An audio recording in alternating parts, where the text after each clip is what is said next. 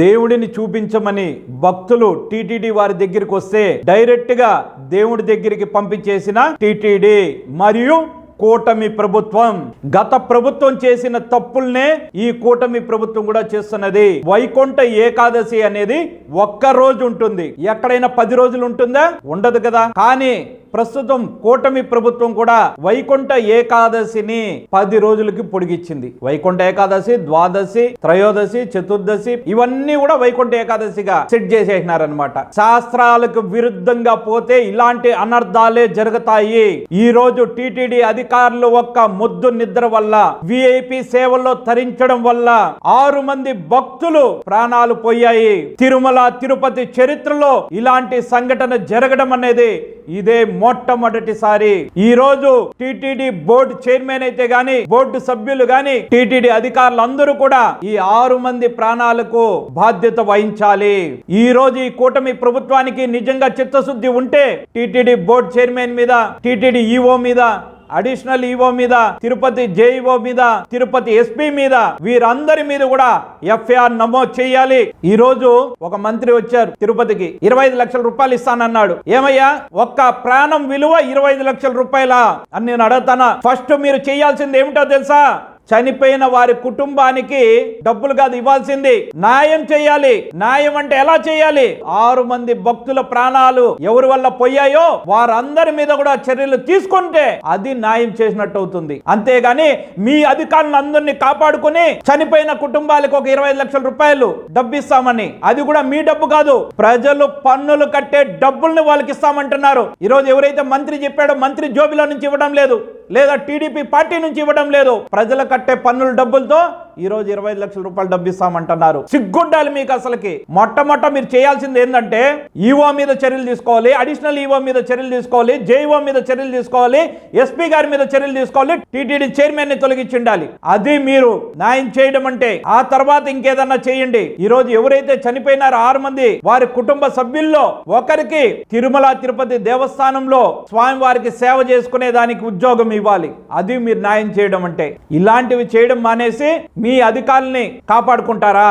ఈ రోజు కూటమి ప్రభుత్వం వచ్చి హిందువులకు ఏదో ఒరుగుతుంది అనుకుంటే ఏమీ లేదు. తిరుమల తిరుపతి దేవస్థానాన్ని సర్వనాశనం చేస్తున్నారు అని చెప్పడానికి నిన్నటి జరిగిన సంఘటన ఒక ఉదాహరణ. ఈ రోజు ఈ సంఘటన జరగడానికి ప్రధాన కారణం ఏంటంటే ఫ్రీ దర్శనాలు ఆపేసినారు, నడకదారి మార్గంలో టోకన్లు ఇవ్వడం ఆపేసినారు. ఇంకా తిరుమలకి వచ్చే భక్తులకి దర్శనం ఎలా? అందుకోసం మీరేం చెప్పారు? వైకుంఠ ఏకాదశికి అక్కడ టోకన్లు ఇస్తాము, తిరుపతిలో రోడ్ల మధ్య మీ ఇష్టానుసారంగా ఆడ క్యూ లైన్లు పెట్టేసినారు. భక్తులేమో స్వామివారు చూడాలనే ఒక ప్రేమ, వారి భక్తి, అది టీటీడీ మీద నమ్మకంతో ఈ రోజు భక్తులు వస్తే మీరు వాళ్ళని నిలువుగా చంపేసినారు. ఇది వాస్తవంగా చెప్పాలంటే చంపడమే అంటారు. ఈ రోజు భక్తులు టీటీడీని నమ్మి వచ్చారు. ఈ రోజు టీటీడీ ఏం చేసింది? వాళ్ళని చంపేసింది. ఈ రోజు ఇదే అడుగుతానా, ఈ రోజు ఎవరెవరైతే మాట్లాడుతున్నారో డబ్బులు ఇస్తామని కానీ, అధికారులు నిద్రమత్తులో ఉన్నారో, పోలీసు వారు కానీ, అందరినీ అడుగుతానా, మీ ఇంట్లో ఒకటి చనిపోతే ఆ నొప్పి బాధ మీకు తెలుస్తుంది. ఈ రోజు దేవుణ్ణి చూస్తామని చెప్పేసి తిరుపతికి వస్తే వారినేమో దేవుడి దగ్గరికి పంపించేసినారు. వారి కుటుంబ సభ్యులేమో ఈ రోజు ఆ యొక్క సవాల్ని తీసుకొని ఊరికి వెళ్లాల్సిన పరిస్థితి, దుస్థితికి తీసుకొని వచ్చారు. దీనికి అంతటికి కారణం ఇంతకు ముందు చెప్పినట్లు టీటీడీ ఈఓ గారు, టీటీడీ అడిషనల్ ఈఓ గారు, టీటీడీ జేఈఓ, తిరుపతి ఎస్పీ గారు, వీరి మీద చర్యలు తీసుకుని మీరు ఆ తర్వాత ఎగ్రేషియా ప్రకటించినంటే బాగుండేది.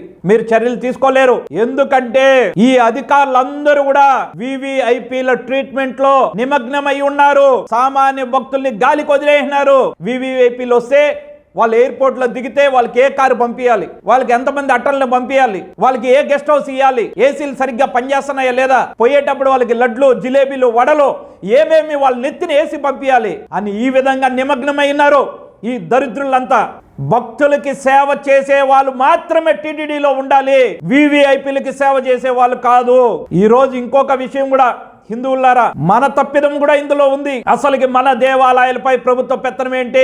ఈ దేవాలయాలు అనేది మన పూర్వీకులు కట్టించారు. ఇది మన వారసత్వ సంపద. ఈ రోజు ఏ ప్రభుత్వం కూడా మన దేవాలయాల్ని కట్టించలేదు. మన వారసత్వ సంపద మీద ఈ రోజు ఈ ప్రభుత్వాలు తిష్ట వేసుకుని కూర్చుని వాళ్ళ కుటుంబాలకి, వాళ్ళ పార్టీ నాయకులకి దర్శనాలు చేపించుకునే దానికి మాత్రమే ఈ యొక్క ఎండోమెంట్ డిపార్ట్మెంట్ పెట్టి మన దేవాలయాల్ని వాళ్ళ కబంధాస్తాల్లో పెట్టుకుని నిజమైన భక్తులకి నరకం అంటే ఏందో చూపిస్తున్నారు. ఉత్తరాదికి పోతే ఎక్కడ కూడా క్యూ లైన్ లేవు. ఒక్క టీటీడీలో మాత్రమే క్యూ లైన్లు ఉన్నాయి. ఇదే క్యూ లైన్ లో ఇదే తిరుపతిలో నిన్నటి రోజున వివిఐపీలకు టికెట్లు ఇచ్చారా? లేదు. వాడు నేరుగా వస్తాడు, నేరుగా పోతాడు. ఇదే సామాన్య భక్తులకు వచ్చి నరకం నరకం అంటే ఏందో చూపిస్తున్నారు. గత ప్రభుత్వం చూపించింది నరకం అనేసి ఇదే పార్టీలు చెప్పినాయి. ఈ రోజు ఈ పార్టీలు అధికారంలోకి వస్తే మళ్ళీ భక్తులకు అదే నరకం అంటే ఏందో చూపిస్తున్నారు. ఫ్రీ దర్శనం పోతే గంటల తరబడి నిలబడాలి. ఆన్లైన్ లో టికెట్లు దొరకవు, ఆఫ్లైన్ లో టికెట్లు దొరకవు. చివరికి భక్తుల్ని ఇలా చంపేస్తున్నారు. కాబట్టి హిందువులారా, మన తప్పిదమని ఎందుకు అన్నానంటే మన మౌనమే. మన దేవాలయాలకు స్వతంత్రం రావాల్సిన అవసరం ఉంది. స్వతంత్ర పోరాటం చేయాల్సిన అవసరం ఉంది.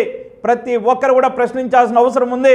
ప్రతి ఒక్కరు కూడా ఈ ప్రభుత్వాన్ని ఎదిరించి బెదిరించైనా పోరాడైనా అవసరం వస్తే మన ప్రాణాలు ఇచ్చైనా మన దేవాలయాల్ని మనం ఈ ప్రభుత్వాల నుంచి విముక్తి కల్పించుకోవాలి.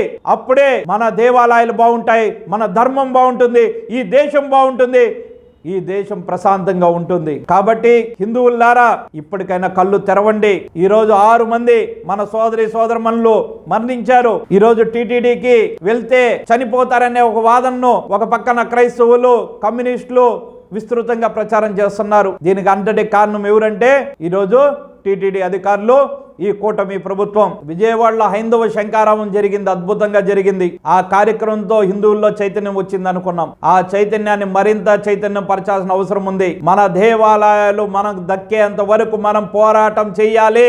మన పోరాటాన్ని ఎక్కడ కూడా విరమించకూడదు. చెయ్యకపోతే ఈ రోజు 6 మంది మరణించారు, రేపటి రోజున ఎంతమంది మరణిస్తారో తెలియదు. కాబట్టి అలాంటి అవకాశం ఈ ప్రభుత్వాలకు మనం ఇవ్వకూడదంటే మన దేవాలయాల్ని మనం కాపాడుకోవాలి. మన దేవాలయాలు మన చేతిలోకి తీసుకోవాలి. జై శ్రీరామ్. ఓం నమో వెంకటేశాయ.